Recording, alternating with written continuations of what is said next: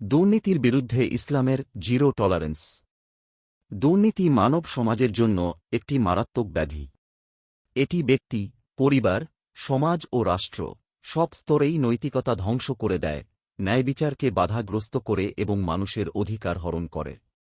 ইসলাম একটি পূর্ণাঙ্গ জীবন ব্যবস্থা হিসেবে মানুষের ব্যক্তি ও সামাজিক জীবনে স্বচ্ছতা, ন্যায়পরায়ণতা ও আমানতদারিতা প্রতিষ্ঠার জন্য সুস্পষ্ট নির্দেশনা দিয়েছে। কোরআন ও হাদিসে দুর্নীতিকে কঠোরভাবে নিষিদ্ধ ঘোষণা করা হয়েছে এবং একে আল্লাহর অসন্তুষ্টির কারণ হিসেবে চিহ্নিত করা হয়েছে। তাই ইসলামের দৃষ্টিতে দুর্নীতি শুধু সামাজিক অপরাধ নয়, বরং এটি বড় ধরনের গুনাহ ও আখিরাতের শাস্তির কারণ। দুর্নীতির ধারণা ও পরিসর। দুর্নীতি বলতে ক্ষমতা, দায়িত্ব বা আমানতের অপব্যবহার করে ব্যক্তিগত লাভ অর্জন করাকে বোঝায়। ঘুষ গ্রহণ, আত্মসাৎ, প্রতারণা, স্বজনপ্রীতি, ওজন ও মাপে কারচুপি, বিচার ও সাক্ষ্যে অসততা সবই দুর্নীতির অন্তর্ভুক্ত। ইসলাম এসব কাজকে হারাম ঘোষণা করেছে, কারণ এগুলো মানুষের অধিকার নষ্ট করে এবং সমাজে অবিচার প্রতিষ্ঠা করে। কোরআনের আলোকে দুর্নীতির নিষেধাজ্ঞা। পবিত্র কোরআন মানবজীবনের জন্য ন্যায় ও সততার মূলনীতি নির্ধারণ করেছে। আল্লাহ তাআলা বলেন, তোমরা অন্যায়ভাবে একে অপরের সম্পদ গ্রাস করো না এবং বিচারকদের কাছে তা পৌঁছিও না, যাতে মানুষের সম্পদের একাংশ অন্যায়ভাবে ভোগ করতে পার। সূরা বাকারাহ আয়াত ১৮৮। এই আয়াতে ঘুষ ও দুর্নীতির পথ সম্পূর্ণরূপে বন্ধ করে দেওয়া হয়েছে। আরেক আয়াতে আল্লাহ বলেন, হে মুমিনরা! তোমরা আল্লাহর প্রতি বিশ্বাসঘাতকতা করো না এবং তোমাদের আমানতের খেয়ানত করো না। সূরা আনফাল আয়াত ২৭। দুর্নীতি মূলত আমানতের খেয়ানত, তাই এটি ঈমানের পরিপন্থী। ওজন ও মাপে দুর্নীতি। ব্যবসা বাণিজ্যে অসততা ও কারচুপি ইসলামে কঠোরভাবে নিষিদ্ধ। আল্লাহ তাআলা বলেন, যারা মাপে কম দেয় তাদের জন্য দুর্ভোগ। সূরা মুতাফফিফিন আয়াত ১। এই আয়াত প্রমাণ করে সামান্য কারচুপিও আল্লাহর কাছে বড় অপরাধ। হাদিসের আলোকে দুর্নীতির ভয়াবহতা। মহানবী সাল্লাল্লাহু আলাইহি ওয়াসাল্লাম দুর্নীতির বিরুদ্ধে কঠোর অবস্থান নিয়েছেন।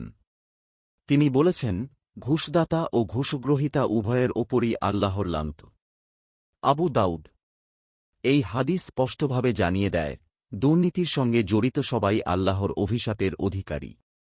আরেক হাদিসে তিনি বলেন, যে ব্যক্তি আমাদের কাজে নিযুক্ত হল এবং তার জন্য নির্ধারিত পারিশ্রমিকের বাইরে কিছু গ্রহণ করল, তা হবে আত্মসাৎ।